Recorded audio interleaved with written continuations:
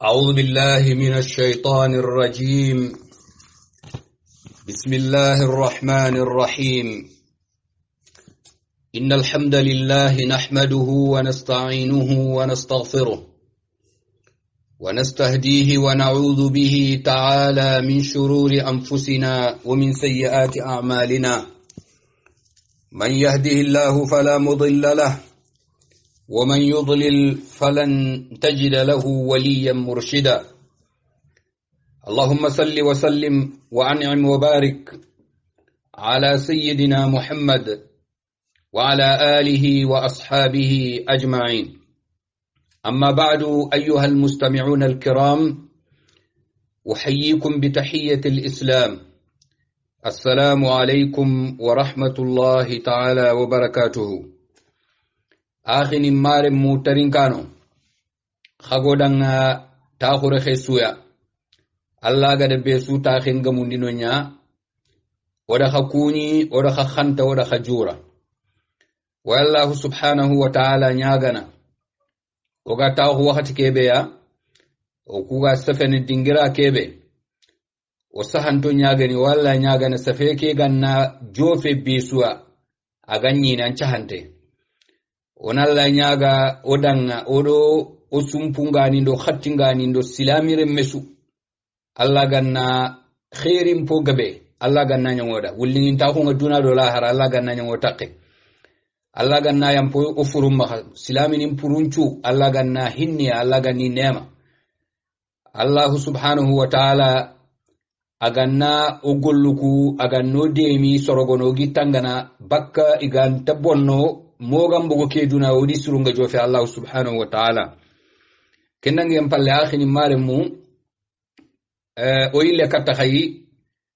kudo darsu be gona khanga juma sulellenga o goda khaddamu ndey khaga ta khunu lere ke ganari tan aga be sunyi ni mo khonga munte iga ta khunu iga darsu ke iga duku o tarde fonne kenni musini ku mo khoninya khagili kharallere ke garobantan o adoni o mo khonga gomo ta khuntonga ken kannema yoda killen kita sasa ya wa khayam pay murnu wallahu subhanahu wa ta'ala o nyagana aganna kafoyati demande adi dande ndi fabande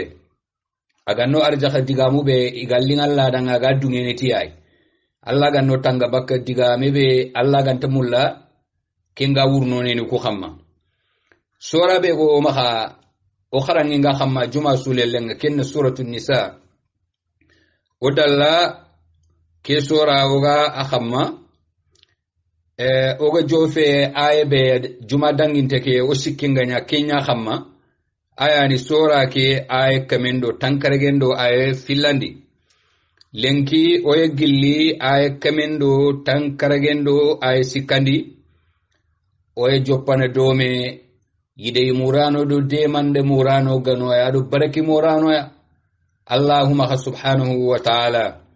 ويتني أعوذ بالله من الشيطان الرجيم. بسم الله الرحمن الرحيم.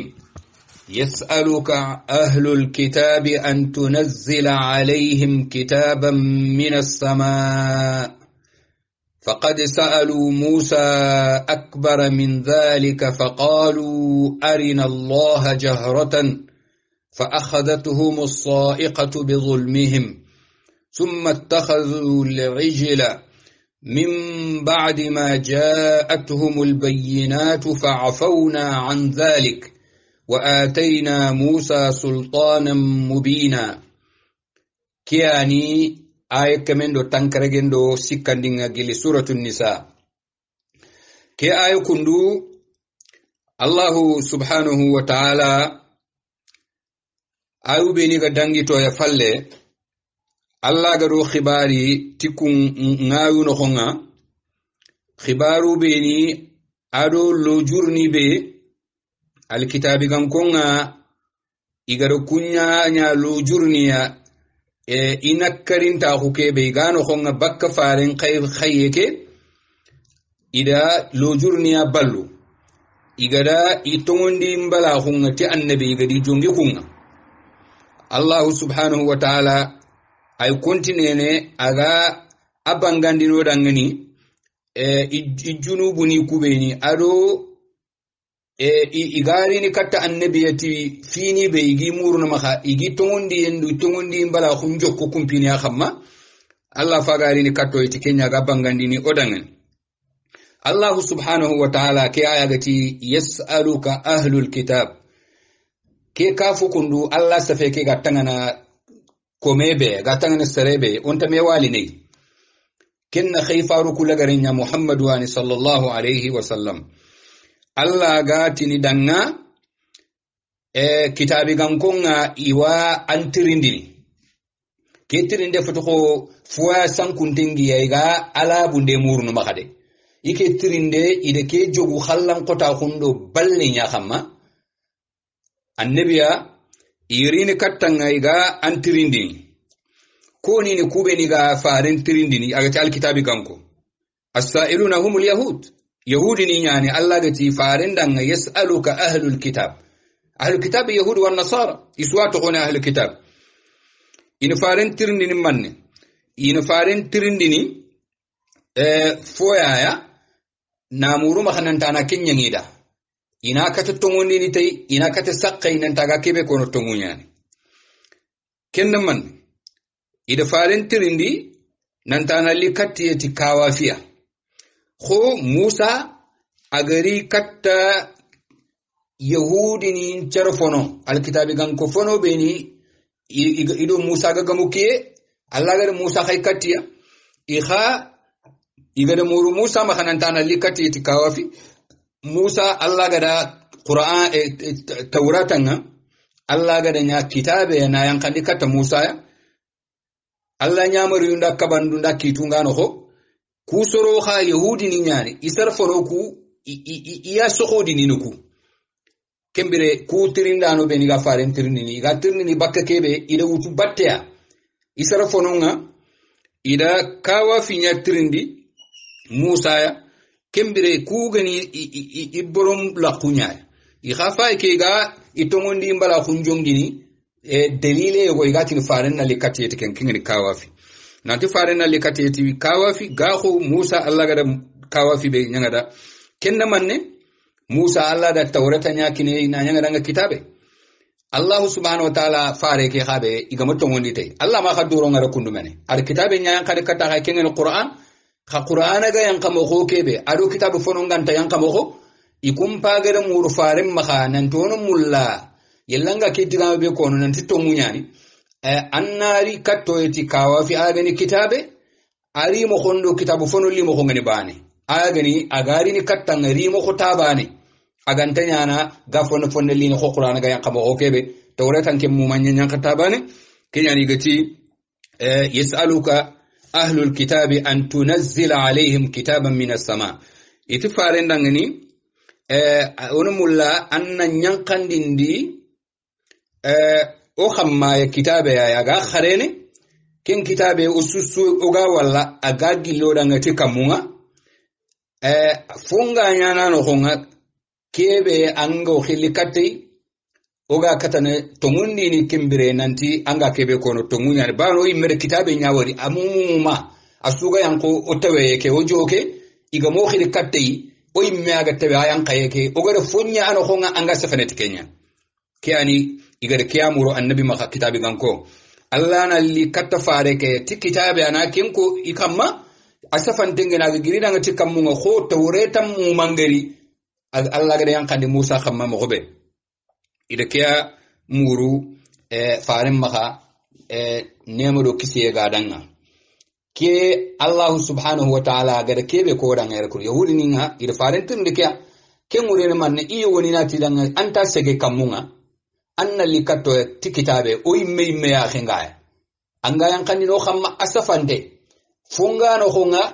kebe anga ko no aga nanti khayfar nya annabi miyanan kenga na saha brebe odan ogar wer to ya khe kenna nyo khadanga dalila ya ago sokhundini anga kebe ko na tongunyani oga kemulla na nyamo khobe kitabe banda garin kato kitabu mu manya na timmante khwalla ga tawreta mu manya kadi kata Musa ike tirinde kundu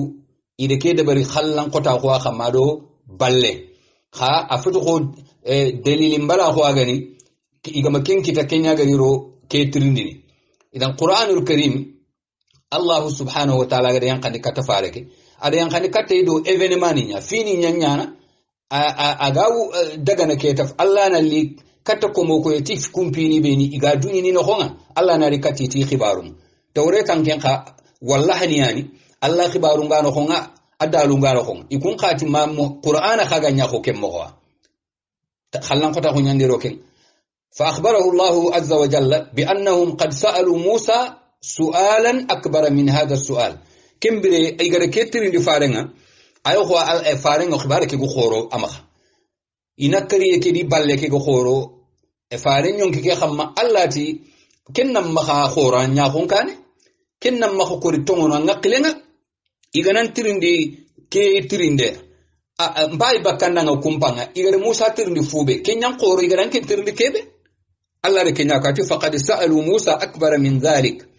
kusoro be ni garan tirndi nan tannal likati kitabe muma atimmante aga yana yanka fo tabane aga nte fonno nyanka na ko qur'ana ga yanka mo kebe ana yanka bane ko tawre tanga yanka Musa kama mo yeli fare ngana kawi dan ke golle igare kebe tirndi Allah ti fare ndanga kusoro khallan ko ta ko nyandi yon toni roke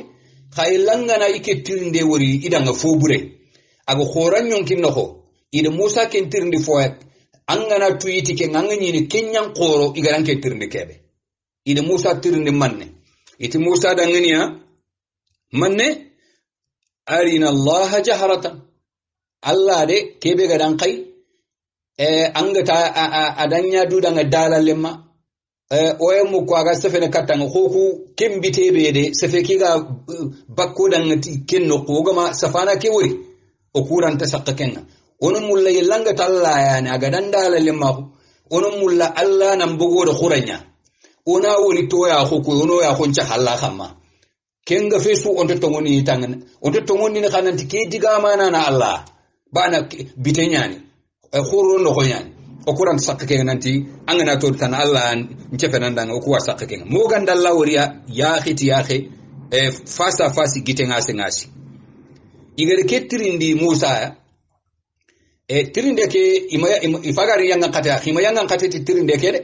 yangan kata ti kebe ge di ro tirinde nga man ndi ro tirinde ke khallan kota hu kafirahu adu balle ga jofi danga ke degere adu Musa ya wasahu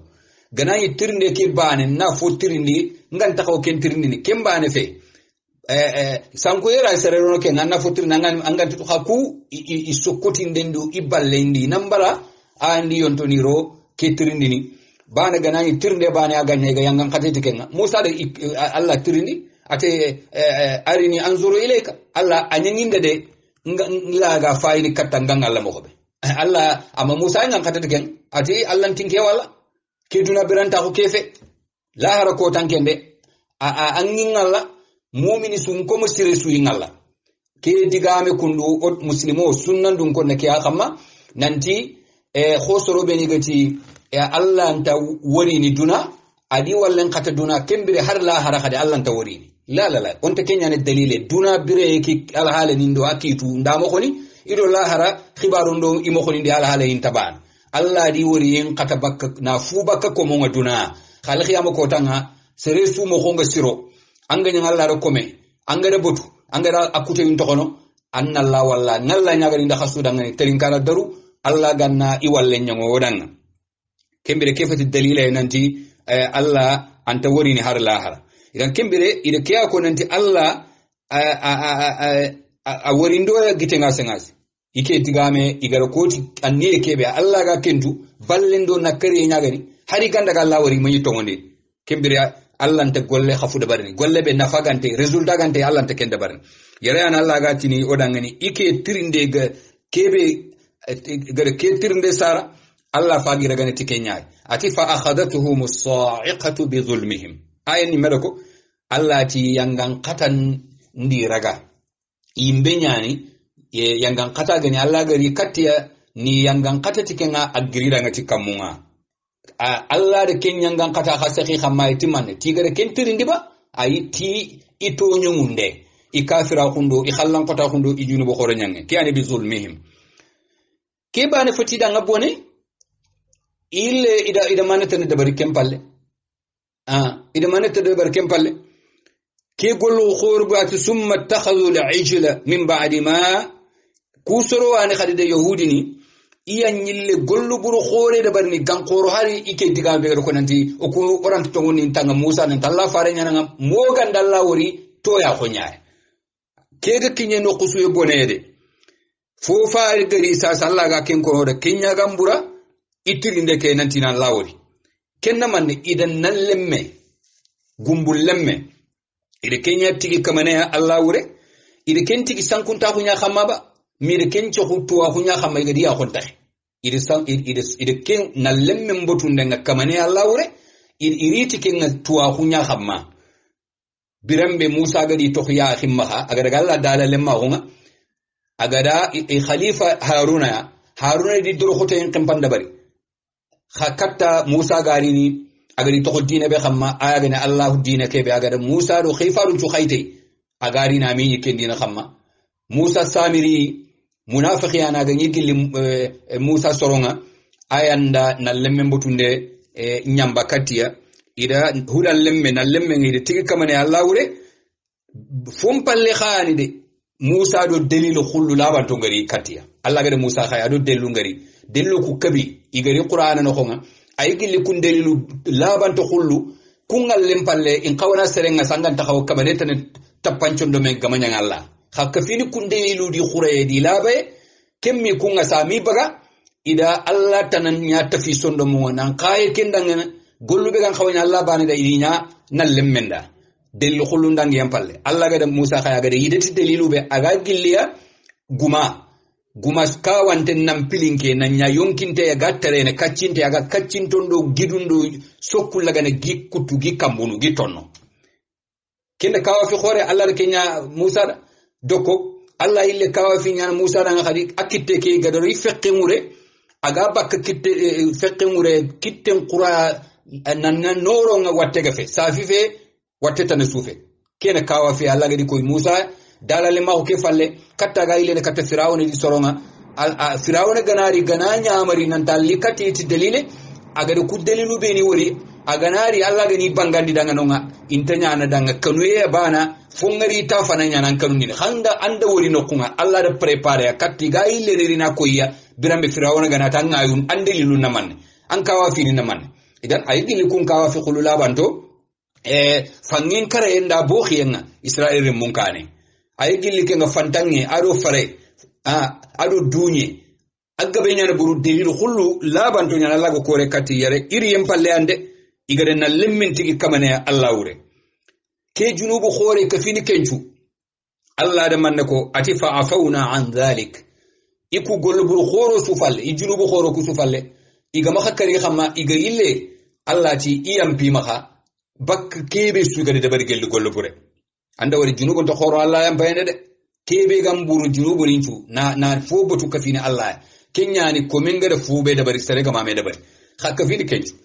angana ri breke no kon kota anda wari nan tangar kebe ran takhawa de bari anyille bakke Allah ti yampa nam maka bane Allah faga yampa Israel mum maka igare ke gollo khuru bure su de bari kempalle Allah ti wa ataina Musa sultanan mubina wa ku Allah kinindi Musa dalil khulle bangante kinga sedene adanga ti khayfara hundo ya nabi nyimago kun dalil khulu labanto ani tawrata ke Allah ayungano ho akhisani nga akawa fini ngano ho ado kawa fini kubeni nga kore khadanga katia kiteke ado dokko ke na lawara fangimbo khiya Israel munkane na lawara kawa fi fantange kinna mburi aga dangi nukumu lumbane an chokoro hon angani boyanga ni fantangi nyaga jurumini anga dunye nyani ne partu ngano kusu angana hollo beni iga taahunu iga fakka faradum benyay kesu kawa fi nyani ke Allah gadenya Israel mu ndanga dalila iraga katana tongoni ti Musa bani banambe suranta rini tikebe Allah gade bugutandi Musa kiteng kenchu dangi yampalle Allah faga ilene abangani no danga idan ku tirindu beni suwacha igade Musa tirindia kuna kawa fine Allah ku kono farenda nanti yelli kitabi gango ku be andi gamu wakatiya kunga na wasitto ngoni tanga igade dalile muranga do kawa fi igade illande katta Musa kawa fi nanti ante ke kitabe giralla khake yang kamo hobe ku ya khingaye annabi nyim ponon kitabu be ni gari katiye ido ke kitabe kenta yang kamo o kunu mulla Musa kitabe tawrata ke ga yang katta Musa ya muma hunga tabane qur'ana khanin ni yana kitabe ya ga yana tabane Allah ti kenan ma khoro an ngaklen no ngode ido fotiri ni Musa ankin kane kingan qoro gangaraunda itirindu ko ankin ndanga kembire Allah subhanahu wa ta'ala ada kiya bangando dangani yere ko ayono ko Allah di yampa en cabatindi o dangani bakki maga ati wa atayna Musa sultanan mubina ke su dangi en palle Allah faga ile no khibarni khallan qota khudu ballebe kitabi kan ko ngatu yitei ikungan talla khalle da barni foto mullu miya ko ngana dumbuanta joy ganya ka bortotto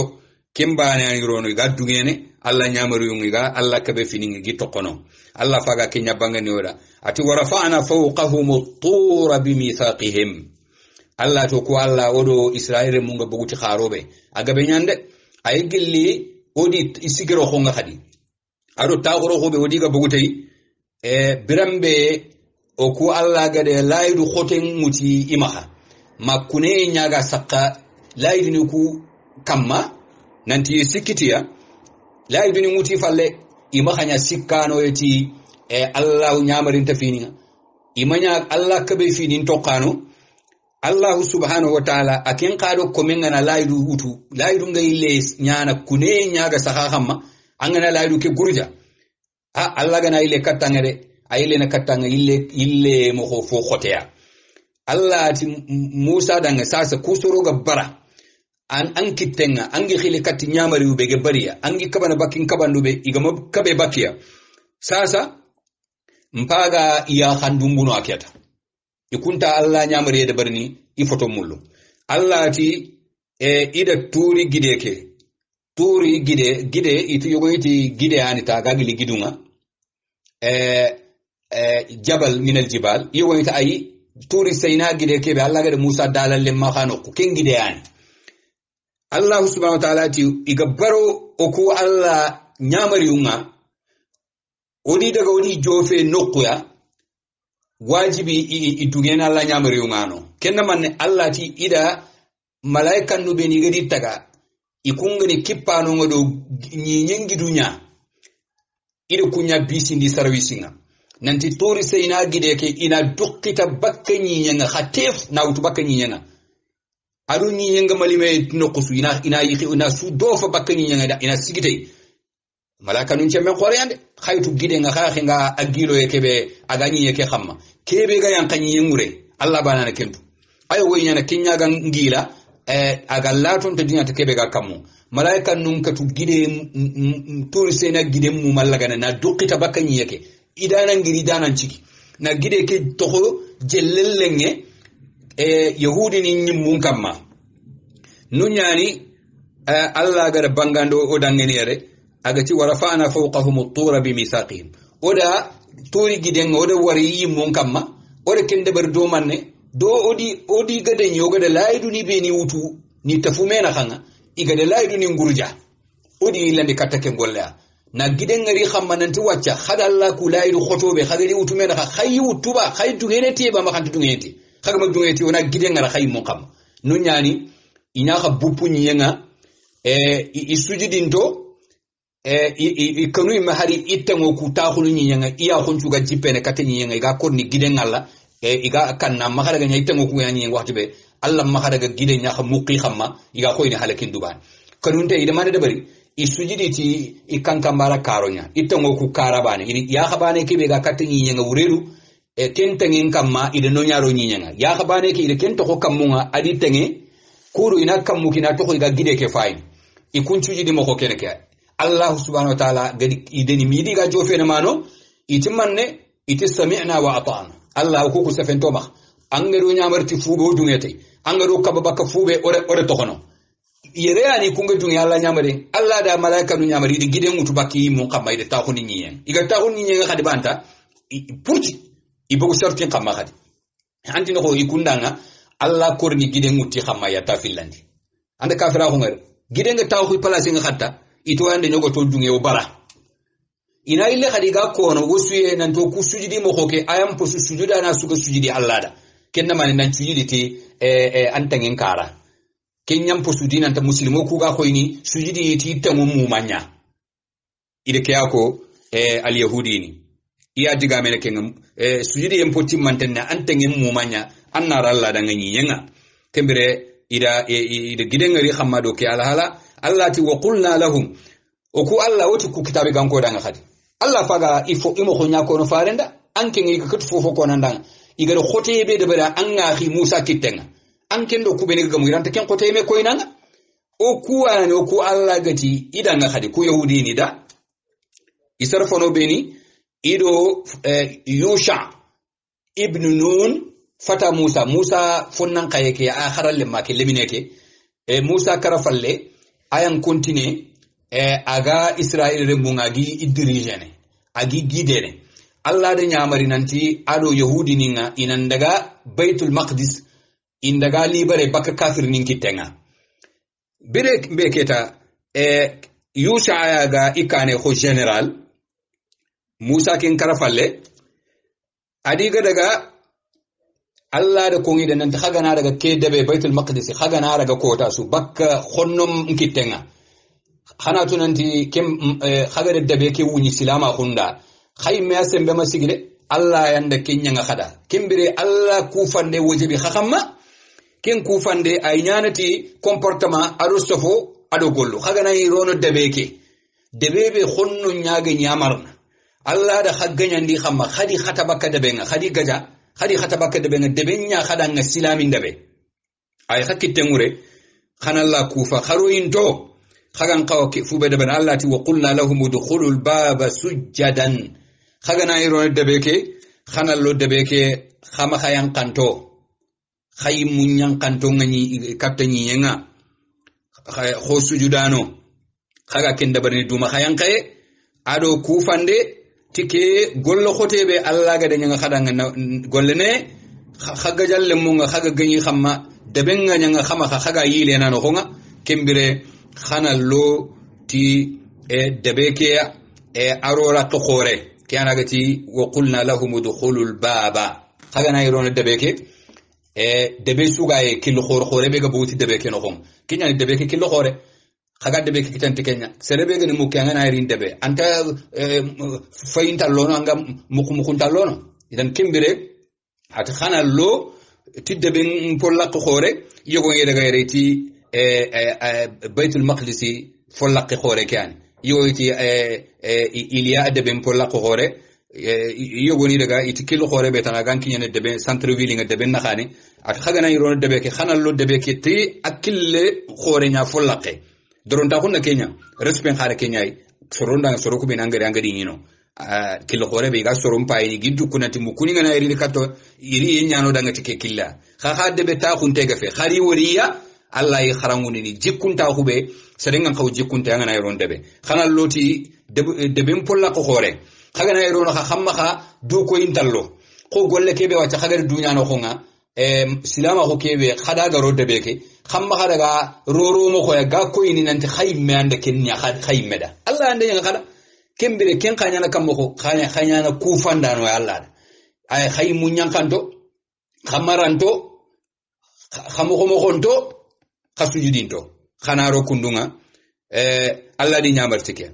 birebe Yusha agare ken ko ngira debe ma ko it ken to ken talla ken kitten debe nga wunyike okuku romo ko ken no imakite ogan qawro ti debe nga killebe khaken kanwa kitten arino ko go khadi nanti baqara no kunanti khagana irono khananti hitta alla agani khanalla nyaga khakim paragal gile besu gile Musa kiyenga Haruna wakati ma kunga fatini khanalli Yusha kiyen khagani golle bure su da barni alla gada khaya khon Qur'an ti Baitul Maqdis ma khawase khana alla nyaga nanti Allah angan no junubun likku nyankandi bako o khamma khana ken qamuro Allah na yam pakama khana khajunubun qafal serena ken ko na dan anyi megada an junubun reconnaître khi kunta walle kunde junubu da bari ita ayi ita man hinta iti digame be khagan qawo ko ngini o ku imana ken cugandini ida nonu lo wa qulu hitta ida nonu jide kembere sharia no ho serena ma khano ko foya anga kapadina ngagantei har digame nyaade ane ke wori wacca Allah kendi tongu digame ay nanti gana iron debeke in Allah kufa khagari baqara no ko mobe wa qulu hitta ati sefenta khagana ke ko banta naghfir lakum wala khafar ndenya khada khajunubu ninga khafutu no ko na dange khadangi Allah de ken ngongire khair khore be serenga nga kitana tijunubu khafari igara killen ko yanga fontanke ma khana mbugute kha ikuntino o kunta ke digame balaga to na ko to ko no kundunga ona bakka kenga o kuy mena ko mo hobe ga kemmo itiman hintatun fi sha'ra yille funce suma funce wala kendime kende stoni ta ko yaiti dinan idan ida mo harf bani ida kenya kafu Allah ga tina kebe ko ida Allah kuta kimbir serenga na tiya Allah battati bati mo hobe Allah ma dalile su yankandi katti farani ku agi ko mun nyamari tikem bati mo hoy an kenda fo da bari gan qoro serenga de diga me bana ko kimbir umma khana khufoya kinga jidi ni silama khunno khonga safiya ga ni golla ga ni jikwa ga ni anani anta kafi ni silama khunya nyamarin tafini nga kimbire Allah da ke ko ngoda ima kharo de ben khonga kho Allah ga tina lo mo khobe isujudinto ikunna itahu itin kambonya khamalla ga ni da khadoro iga tirin kinci ni iga kholle min Allah manenga na yamulla ina kulumu aga ta khun tan daga na ini duttiri khisini itin kambo ko khamba iga teren telleti kuma Allah ken khatinan tere doron ta khutare ndi tanin kamma khini munyan kandi kho sujudana mo ko anga dungeneti Allah subhanahu wa ta'ala nemo be nyanga anga ilena kufana khamma ke su falle Allah ileno khibarna khadnanti wa qulna lahum uti Israel remunda khadi la ta'adu fi sabti ko yake ko ton no honga khay me agare sibitin ko tan no me na sugandi dudanga ti khorondinde agani khaduna dun qibarunchu khabire mkillunchu arjo khumuriu khaydu kutubaka kunchu ken kota khaga sunyana Allah batiyendo Allah kufandendo Allah mamande bana imande sibitin mutu nakati tangen kimbira ngana finin chugandinde to khallama ana fosire sugandanda ana ilen na wayeranda ngan kimpono ko khanyi magana tan nyimman na dugamunin sawaba ko hanka dugamunin sawaba ya kharangilla ko kelan seregamunin sawaba to ko khoran seregamunin sawaba inteliza khoran seregamunin sawaba kitfakka moye bankani kinyaran seregamunin sawaba sawaban murini sawabu gumenya agani Allah subhanahu wa ta'ala ikunyi mana ko tan chugandin nasara ni dal hadin chugandi dimash yahudi ni da sibitin chugandi muslimonu nga Allah di kanda igari sugandi nin to Allah ma hadi kanda katto ko tonchu fo sirendi yimmanke agani aljuma fahada Allahu alladhina amanu limakhtalafu fihi kafonin chugade mesohi ko tonna khanga kebe gam pusu ko tonchu Allah subhanahu wa ta'ala da silami ninku adi kanda katta kebe aya gam pusu idan nga fofo ya kengene aljuma kiyan aljuma an ko yen ko ton yimmanke an ko yen ko tonchu fo ko muslimon ko yen challe nyana aljuma ikun khati kun sibiti nyani ga du kutuba ka duniya don kibaris Allah ti kembere khay magar sibitin chugandi khama khayade o yade de bar sibiti keno khonga khaga Allah kutana ano khonga Allah ga na khakka ba fube khama khada bar sibiti keno ay gilliya jol sol khoro nyani jora kunyani ita khoro khongi ne fangin kannenya tangano nyani ado gorano nyekhinyi aga borini koyen ko tonju katiga sibitin kota nyanya dudanga bati kota iga no mene kota suga nyekhe nyana ima khajinno kha sibitin kota nga igati kunna ken kota nyana iga khoroni iga labate iga dorono Allah di jarabe tiken kota i megatin ta dunadum pi dabarne inta arjo ko murnay bire sababu sunta murnay sibitin kota Allah kha ada jindura khundi bakka nyekhe nga koyen ko tonju maganta sibitin kota adi jarabi na nyekhe mborindi nyokhon chage fankaran katini jimpaten kamma jinno ko nyima femene jimpaten kamma ina bugu jinkannu ko e ga fashini igi fotonto woni katti ga yakane jinga he jora ko ngare kengari nkisi mayego interin kana wacede aha aray sabari ni fofo karanga ma nyekhe tiben kenga khane itan awa fi afigiri awa ku jora ko ha sibiti ke ko tanyani nyekhe nga bori sibiti ngana dangi jichalawla nyekhe tay ana lato bakiya iranta nyekhe kitan ida mannya igdalle nyekhe ganta ka kiteni ma khadda benga joraku jallintonga nyekhe kanu yenga adi yonkini ngomaw ida mane da bari itu wacha Allah do kaba sibiti nya tangenga me kha nyoko nga borni sibiti nya khoron daga tambangun da bari jinga kinyene no kusu abambusi adu nyakhe ngatelle khorona fosun nkutu katta gumbonga ogatu no kusu jinga kinyene wana gumbo ndo kata kumoni ijaba wana fosun da barado jike na kha sibitin ko tanganari jike gana dampundi aga da nyokundi ni magari yankandi iga nyakha yolo kheti gumbo kuno ko jike gana bagi wure nyoko na tokono iran taka segene sibitin gana dangi ala hadi una daga nyoko ku jabi iyada ay ko kewre na itangi akon ka talla kharon ko hanka talla kharon ida ya de nda bari isbitin tangi ida fotana da bari ga fati sibitin wal agani i khemparan dangi alla gingunga nan dampiya nan daga katta kebe alla gadi kabai i mahanda duro ken noko alla ti oti danga khama khemparan dangi khaga yadana alla ginguke khaga kutana sibitin kota wa akhadna minhum mithaqan ghalidha oda laidundo sharti qoto na kunen ci khama odi de kunyawutu mena xam odi de kunyaraga me Allah subhanahu wa ta'ala arke ya bangando danga ku ayo no honga fube ga wuro ado Musa do yahudi ni naha kembere Allah subhanahu wa ta'ala agada alhalake be bangando odanga ni kundu kenya na bangandi nanti sorobe ni alhalanga ni kiyaya kunganari kattanke ngai ganan tirindi nanti ke qur'ane be Allah ga yankandan kamma khwanga ko mo be ukuran tongoni take yankama ko nanta giralla bana do kitabu fono mbugu mewre ma ado angali kato iti kitabe anyanyi meaga segeba oya khinga segeda na yanka oya khinga ando kitabe ngari ni atimmante wala malaika ne nyado kitabe ngari ni aga kinna ngoy meya khinga anga khile katake be aga no khongo onaka tsakan kembere sorobe ni idi khayfarenga buguti ke ay iga katu kusu nyana Allah sharia ke no khongo kunga nari kattanke ngati ke tirinde amma ko ga anga kawane ken Allah da kutu indi farenga doke alhala batten kempalle Allah subhanahu wa ta'ala aw continue aga abangani odanga fube aga continue aga passe ayhudi nindo Allah subhanahu wa ta'ala kitun nakhan kembere wucenna wase gilonto ngake ojo dangindini ojo tanabe garini wana kiaye be garina kharawaci wana kello ojo kurumba insha Allah kempalle ayebe wacha oga jofede kenya Allah subhanahu wa ta'ala go khibarini junubu khorodo gollu burube kitabe gankonga iga ikhamma igi dabarni ya annabi nyimmu iga di rokhoro ndebe iga di toro ndebe iga dalla kuteyube ni dabari kenya ganya sababu ya Allah gadi bire ke khotondi kamma angana ilande katta kenge kunti ibire ke khote nyilani katta ijunubu nindo ikuta yende fini be ni yiri wantonga ni ino khonga idagantonga ni da halalunga ni igade junubu ni ngabon dabari Allah da foraga bakka fo daganto ku be ni igani dumu na fayatiya adi kabima angana ko ngi nanti ku fini be ni gakkabe khamaha idaganto nyanyi ha ikaba yake khayme nyata asababun inta dungene ken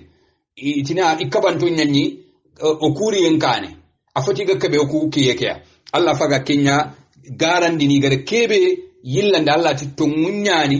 kube ni gatina khadanga kube ni ga harami khamaha geli ga foninga i harami ti khayme agadi haramu ti khakillen bana khada Allah kuta khada gollu buru nya dabari aga geli kun gollu buru Allah faga kunya tu noyere Allah subhanahu wa ta'ala ti fabima naqdhihim mithaqahum wa kufrihim bi ayati Allah wa qatlihim al anbiya bighayri haqq wa qawlihim qulubuna ghulfun bal taba Allah عليها بكفرهم فلا يؤمنون إلا قليلا التي فبما نقضهم ميثاقهم كتاب غانكوكو الله يتني تي إلى يدني نغرجان دين سببو كي باو كنت سببي يعني ماكي أريا لتأكيد النفي لتأكيد النفي فبما نقضهم ميثاقهم تي كتاب غانكوكو يهودي نيكو ila yidu khotobe ni dalla gadi utumena khanga igaru kullaidu ni gurjani tiken sababu nyani wa kufrihim adi ti kafira khum ka sababu ngati Allah do annabi nyimundo kitabu ndo khayfaru ado fofo Allah gati nan tongodi te iga kafira khuti Allah ayuku be kitabu ni idiga yanka khayfaru ngadi ikhiri na jofandia ikafira khum ngati kunga wa qatlihimul anbiya bighayri haqq ado iyade nga Allah ko musiru ku khamma kengen Allah khifaru ku annabi nyimugo ike nyaade yegani ti karinde kati daga mi ga jofere na annabi nyimun nyugoni kari a hankay ko yahya do zakariya Allah di satul yakitunga idi kari bighayri haqq yala haqqe kengen no seraga annabi makarinte ba ay kuduna har haqqi me mantano kubo ku ya na nyaadiyatan ni kari khafunga ngana hari tirindi nanti khahawo khagere ku annabi nyube ni kari ida mannenya kenga jere nanti khani kari adda nyini igari katangati haqqisu anga wala nanti an hanka igari kari qawi ni kari diga me ke mana kiya ke fe haqqin tanon Allah gare kenya kille sere nga annabi nyube karintei keni na karinde kiya be igari dabari ti annabi nyube ku na angar nyongoni na kinya ngar nyongo yang tu khempa kiyani wa qatlihimul anbiya bighayri haqq wa qawlihim adu ti diga me nyana khadi kusu na sababu ni nyaade Allah ga di regati kusu ko man tonga ni bire en qoton dima fini be ni gani daga tonga ni kunkane Allah di regani kabima ti memo ay gille khadi wa qawlihim qulubuna ghulfun kiha ide ke diga me ko ay gamulla ina annabi nyimmundo dalilu be ni gari ini dalilu ku yillandi nambariya nan to ku hajun to kuma hakatta kebe annabi nyimmunda gari go khille katte bawna hajun nyano ma hakatta imanne o sondo mu ke gulfu ke fasaru fil andanga angana daga tafsir ninchu iti qulubuna gulf ina lo juro go kutu nan to ku yimme no femene o khaymu lon to gondi tande be nyimu ko khayti kebe ko ku sondo mundo ko mon kutunta sondo muwa Allah ga ku sondo mun taga tegebe ado ko mo kutun sondo mun tege o ku sondo mun tege mo aya mo dema wara ga katan to gondi te khayfaru ndo kebe gari kembere kati faga walli tege mo honya ina lo juru kete duda nan to ku mene Allah ro sondo mun daga durante geya ado saro kutun chondo mun ngata bana ku be ga tongoni te khayfaru ku iga katu out o ku sondo mun o ko tongoni te khayfaru ku Allah ga ro sondo mun taga mo ko kebe parce que ada takhaden do be khaden do khufare nya khufi akhamma kebe ga khayfaru ndagari arante kille kitana katto sondo mun kembere kundangi fagan lo juru ngara Allah ma khamma Allah tibal kebe gara ko gare nyani taba Allahu alaiha bi kufrihim isondo mu ku ganani defoga ya ella ga kempata Allah gara ken taga na nyangi de tege ya de Allah di sondo meke ada karamajiga hun tamponya tampai na ka selle arkende barti manne ti ikafira khuni ijunugo khoro nyanguku Allah di sondo mu ku bono nditi kenya khagari taga wakati kebe katti gari ti kafir ngolum Allah adi ko mon taga mo ko bane ke kha ikunganya kafir ni yani kafira ko ke gollu ada sefondo jikuni ada itasilli sondo mu Allah da karmi ga hun tamponga ada tampo sondo mu ko xamma fala yu'minuna illa qalila kenyani inte tongondini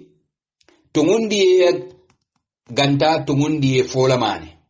walla anna kitabi gan ko kuno ko nganne ni sarlamano ani iga gilliya iga tongondi ko Abdullah ibn Salam ado ikapalle mo yakhini kiyani qalilan kala ilani kata itongondi ke nyana tongondi folomane bana tongondi folomane na manne ikunga ma tongondi mu mangutu yu'minuna bi ba'd wa yakfuruna bi ba'd itongondi ti khayfaru nyogo ko ina tongondi ti Musa do Tawrat ina kafira hoti Isa do Injil ina kafira khaliti Muhammad do Qur'an kembere ikunga ida limanan ka hunyogo utu imayo go utu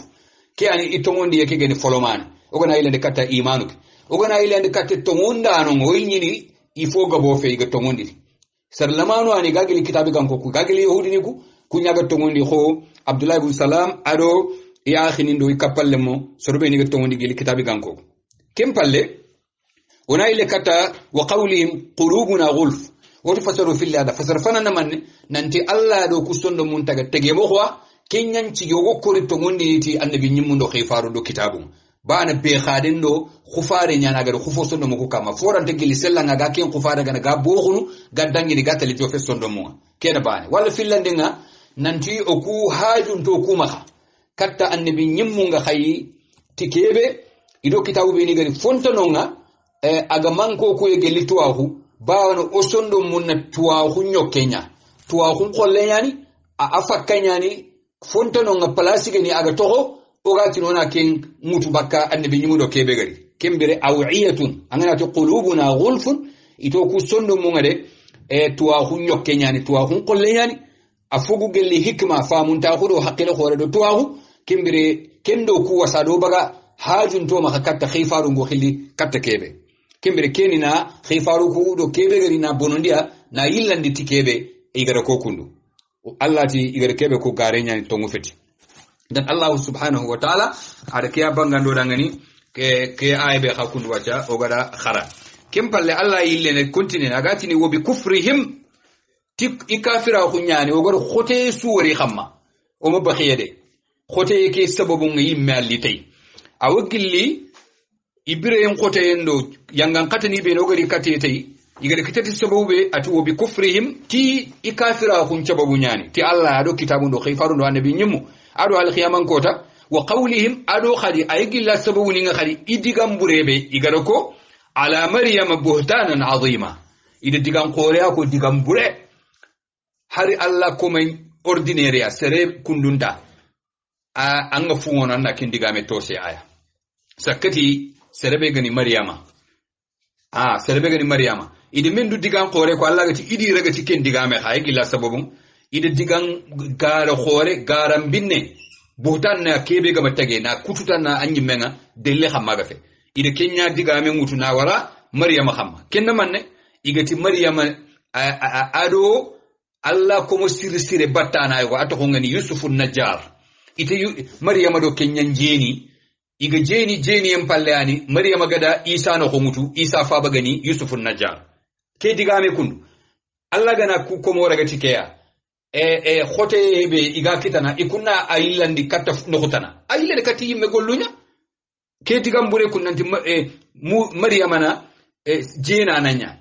idado sere kha ko nanti yanjeni kencere mo tuyiti fofu ganta Allah ko ma afutimande bana ni baitul maqdis ya aga khidmandini fofu bati mbana ndado ga kipendo kallaba ndo kancellande ado maryama kembire ye maremu ani yeme ida tose kenya nanti ye maryama no hoke yusuf najara anda no hoke taxi ida kiyako Allah ti idi ragati ke garam binnaha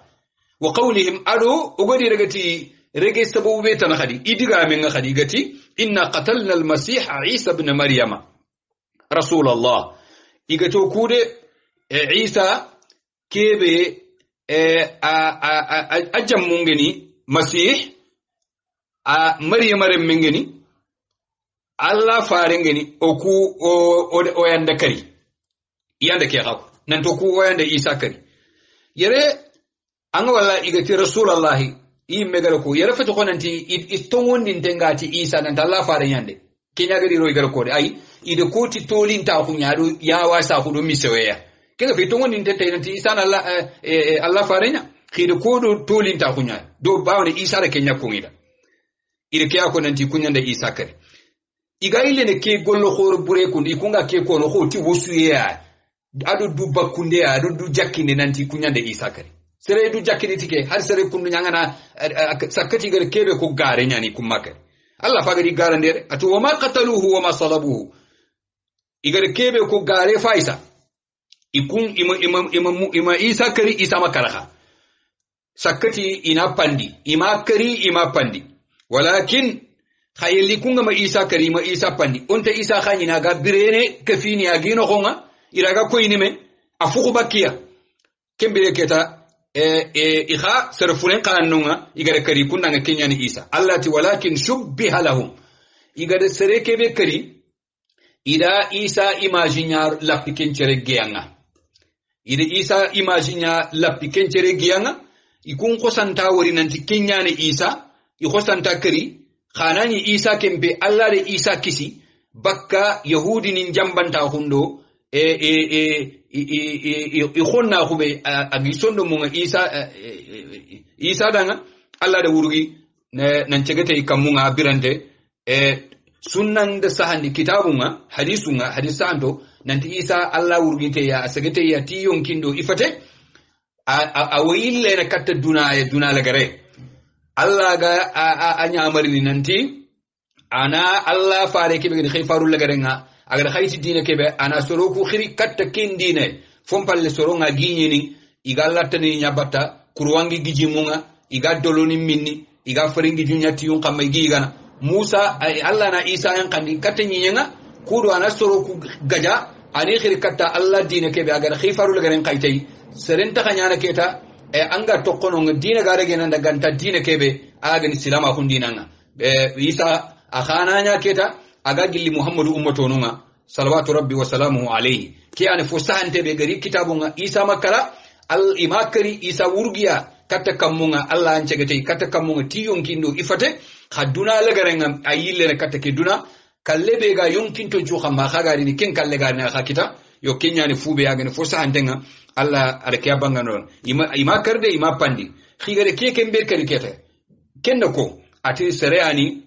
Allah gada isa imagine gada lapai ida kencira ragi gar kari isa batangi kundangi isa akari kembere kencere riwaya ni fili no igadi ko do akhibare batanga sereke bi gada kari iyo goniti imani ga isa tuwa a personnel ke imani atu imani igatu iga fatana soronga ida serekari isure meka fuken kallangi kundangi isa ani kenche babo nyancigi igante to Allah gati wa innal ladhina ikhtalafu fihi la fi shakkin minhu kusoro be ni gare me sohi bana karindam palle iyo go idame isa ore kari iyo go ni ta ai o ma kari ide me sohi kay to ko me kutana kube ni gato ore kari iti o ya khente ke kundu wacha afai saka isa iyo goniti ayo makari kube ni gare wala gasegene ikunto makari kube ni gati igade meso khay nasturiyani yani igagili nasarani iti manne iti isa ida pandi ti ahad mare ma ke karanya kalle sugar kitade akarati harmar ma hun karanya la min jihati lahutihi ida kiyako suliba isa min jihati nasutihi la min jihati lahutihi ida kariti sarahun karanya harma akama ganka hun karampe igar karti dono wa qalat al malkaniya jama'ani ken khagagili wa nasaringa ikun qa iti waqa al qatlu والصلب يتكرين دندو باندinde ku gollu filisu isuda isa ida kita amuma isuda amuma nya kita awre na manne isa ida kariya na pandi bikamilihi timu manga nasutihi wala hutihi ahad marim ma khundo akama ganka ku kesu kote akara kembere kesu khire fogile yani aga kitabi ganko ku groupe nindo mena khanga igama memu gu fobane khama kenyan ciga ayake Allah gati wa innal ladhina ikhtalafu fihi kusoro be ni gare meso isa finchane ke akhbareke yala karaba mama karaba la fi shakk minhu kuna sikka no honga gili ikhbareke idan kembere ona ile kat Allah gato danga ayake walakin shubbiha lahum ima isa kin kari ke ana ayen garako Allah ayen de ke bangani kembera antikitini ke o ma qataluhu wa ma salabuhu ima isa karima pandi khir sereken kari kebe gere kari ida isa ida khawara ko isa ay soro ko be kari kunna ko isa kembere kindigame riwayani filli fanake sa'id ibn mansur adu nisa'i adu ibn abi hatim adu ibn mardawi ida bagandi bakka ibn abbas ma nanti لما أراد الله أن يرفع عيسى إلى السماء برم الله قدر مرونا عيسى سجن دي كتدو يكمونا خرج إلى أصحابه سجيك كان عيسى بو كتي كفل لموي سرو وفي البيت أري أديني كمبي كينو هونغا عيسى غري أدو سرو كغري ميني كمبي كبينو هو أديني سرو بيني حقين غانونا يمتمي أدو في اللوان يغاقل لي حواريني أي ميمة سرو بيني إتوني تنغاتي فخرج عليهم أبو كتيا من عين في البيت أغابو كمبيكي نخونا أغابو كت سروكا أني جي نياخيا نخونا ورأسه يقطر ماء أبو كنجيا نخونا كمبين نخو أغارغا جوفي سروكو ay men kay jinga tolli ni bakay menga faqala isa gari soroku yimu kutamido filo atidan inna minkum man yakfuru bi ati aygi le khano khonga soroya kunga nyana kafiri niyatiya iga kafira hunutia isnatay 10 marra kafira khuye tani tamido filo ay khano khonga soroya kunga ni kafira khutiya tani tamido filo bada an amana bi anani kin kafira khu be kafira khutiya ari atongundi empalle aytiya summa qala kem falle isati ayyukum yulqa alayhi shabahi fayuqtalu makani wa yakunu ma'i fi darajati atuwa cenga fube kono kala kona khaya ga dungene igi imagine ay galapina kamagiyanga igi fotolona kamangiyanga ina kaman kari batte akaman nanya kafini ngandaraja ngale khiyama kota faqama shabun min ahdathihim sinnan faqala lahu lemine yogo agani kafini jamake kengira sigi aya gallo khisu yawi sine ati isa danga ike tapike ike kende idunge inangi majilli ni karamba tenga idan nanya dobe aljanna anta khurxe isa gada fati ijlis atanke taw summa aada alayhim isa ille safebane ke be garo ko ille idanga khadi faqama ash-shabu kullu min ambani anille gille khadi faqala agagiri khadi farenti isa ati lemine keda ijlis taw summa aada alayhim isa ille digame ke walli khamma tasikandi faqama ar-rajulu ash-shab lemina ponnan kayke an ciga khadi faqala ati isa danga ana ngekende isa ngamulla inam potollin qamma ininkari ndannanya am darajanga al-qiyamah kota faqala sereta daga magira agagiri isati anta zaka anki nyana kinga fa ulqi alayhi shabahu isa kenyani kenchereyani igada isha giyakil ro agiyake khamma wa rufi'a isa min rawzanatin fil bayti ila sama ila isa wurugi ay majike dugu tafallerono kelimine ida isa wurugi katta kamunga nangiri kompeke no honga ti kompeke botoy wano rawzana botoy nyani aga bippekeya Allah isa bugutandi ke bote ay nan bugu soro kuno honga kompeke no akin nan cegeti kompeke kholo bambotenga nan dege katta Allah kamunga qala wajaa at-talabu riwaya ke ibn abbas aga hadise ke kono da ati murundano nga iri min al-yahudi gili yahudi niku kubeni ngati kunyanda isa kari ikulli fa akhadhu ash-shabaha intatu fuwega pase musa isa kenchege kamunga kha adigi yanto khosereya ifalle ikungarita igari kompenno khonga yitu nanti isa di soroku anyere ire wori soroku su kiyane isa giyanga ikunanga isa ani ire kenyaraga faqataluhu ire kari thumma salabuhu ida ragana pandi fa kafara bihi ba'dhum 12 marra ba'da an amana bihi isa gada kebe ko kenya fayke iyogoni khosanta kafirahu ti isa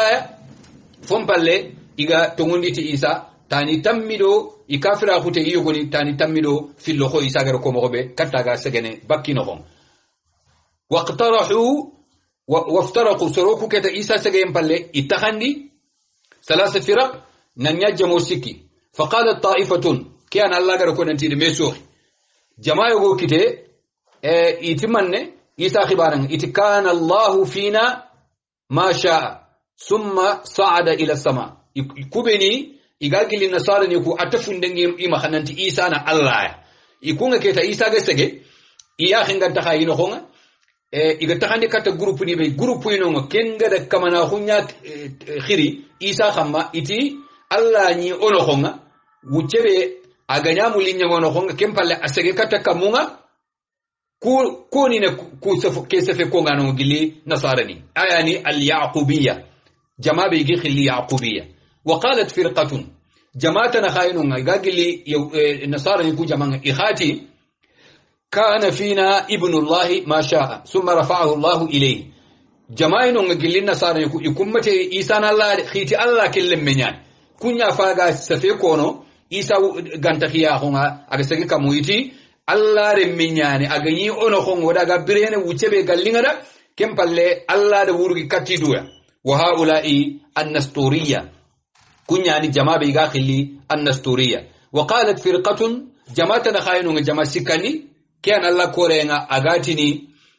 soroku idime sohi isa khibarenga jama sikani qati kana fina abdullahi wa rasuluhu Allah komenyani aganyi bireno no honga ado Allah fare ku digamano beni ga digamu kundu jama sikade koni haula il muslimun ku an muslimoku itafunde nyaga itafunde po tunguntenga isa kitenga nanti Allah komenyani Allah khayfare nyani anyi bireno no honga hokko me suga birene katta wakati muslimoku an fatadaharatil kafiratani ala al muslima faqataluha kembere kenkiye be isa ga sege jamo go taxandi kate jamo sikki jamo filli fono ko kunna kafirin jamo filliya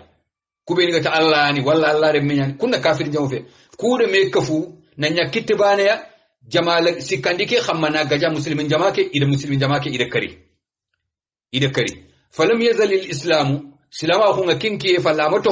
tamisan aburun qante silama ko ngete ken jama baneya ga ni sikki silama ko kafirin jamo filli de meyi akamana kari itohokem mo hatta ba'atha Allah Muhammadan mallaga ikhayfaru lagarin qayni Muhammad fa anzala Allah alayhi Allah da ayin kanda khamma suratu saff na khonga Allah gati fa amana ta'ifatu min bani Israil jamaa tongondi geli Israil remunga anado kan jamaa yare at-ta'ifa allati amanat fi zaman Isa jamaa kebe iga tongondi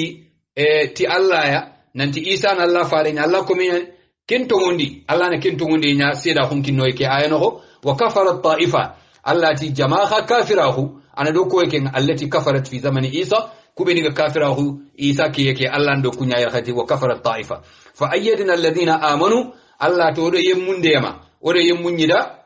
yemmu kubeni ga tongondi fi zamani Isa kiyenga ore kun ndeyama ni yida odi yida timanne haragana yikunga ken nyidande igama jofe igama tawe awakatinga odi ken killedo iken dina ayaga ni dina nim potongunte ode ken nyida ode idati manne bi idhari muhammadin dinahum ala dinil kafirin ti muhammadu bangayenga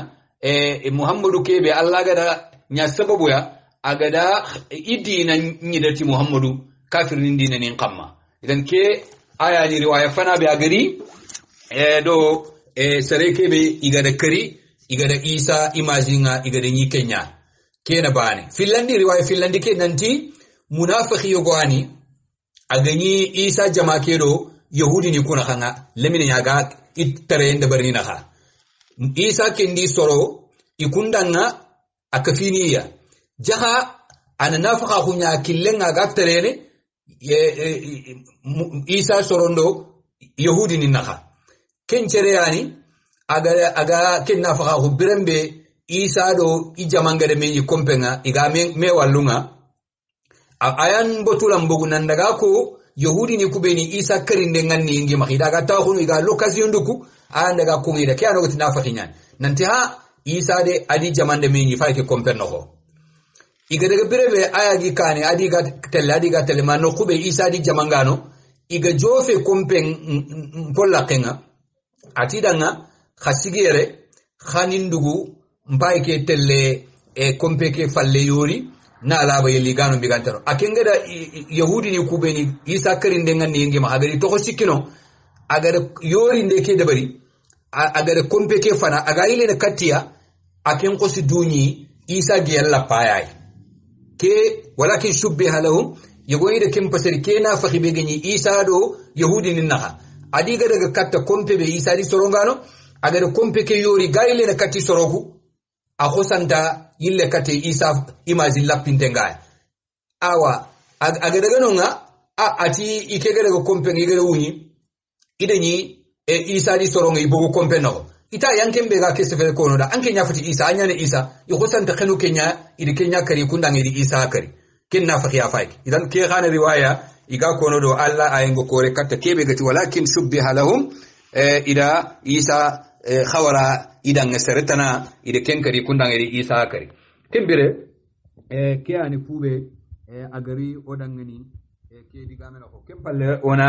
ayeke ona timmandi Allah subhanahu wa ta'ala gati wa innal ladhina ikhtalafu fi kusuru beni gade mesohi Isa khibareke kubeni gati o ida kariyade walla ma kari ida hade mare ma hun kote nyakarda a kamana hun kote ima jofere ma kenkarda Allah ti kusoro ga fofo kon ima inta suko ti dankana hode la fi shakkin minhu ina sikka nyano honga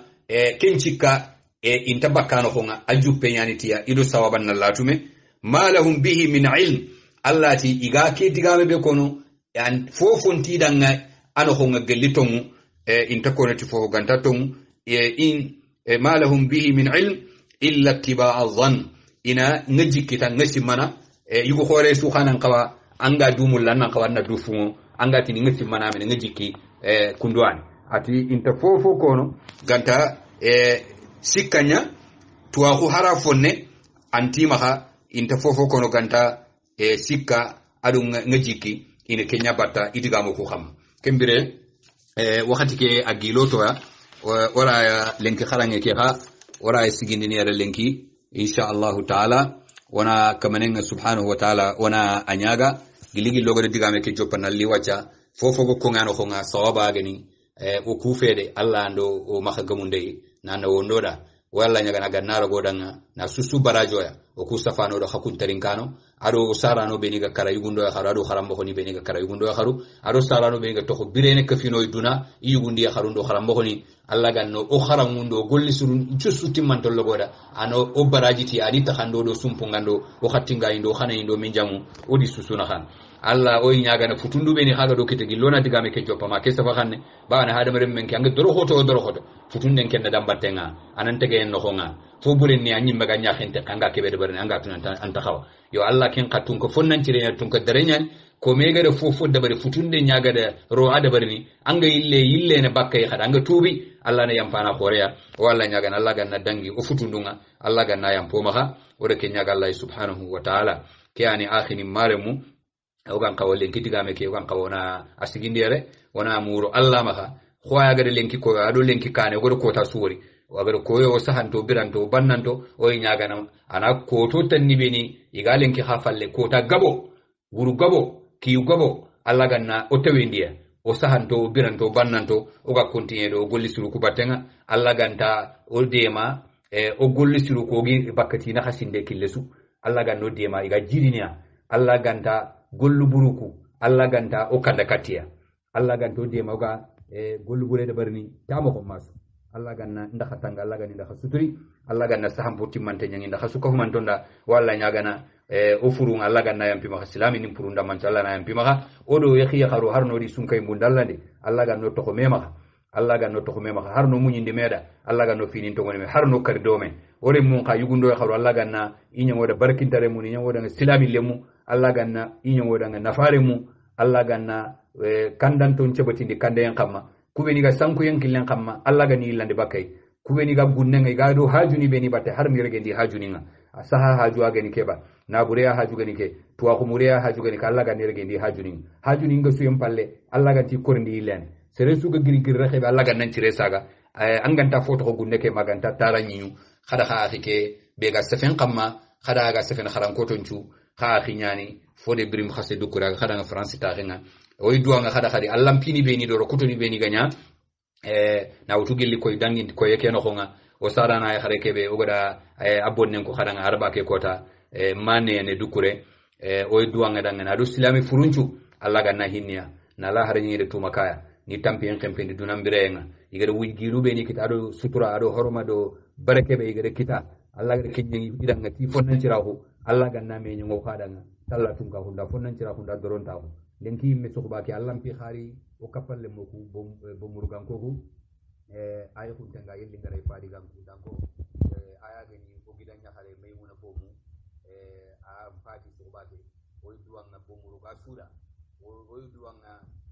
garankata sura o duwanga tagadu sura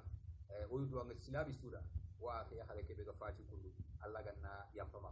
Allah ganna la haranya akara Allah ganna tampiyun kempeni duna watundo koto yung Allah gadi sutuge aljanna aga bogu sum kubero khatti no ko ngere sunebe kitata kalle ke Allah ganna suneke utunde ndawodi xamma Allah ganti jaari bi tadage Allah ganni nya dungana timmanto Allah ganni nya sabarana faramporo sabari imbarajen Allah ganna nyodi su ko mandonda sallatun ka huda horoma hada wa sallallahu wa sallam wa baraka ala habibina wa rasulina Muhammad wa akhiru da'wana alhamdulillahi rabbil alamin assalamu alaikum wa rahmatullahi ta'ala wa barakatuh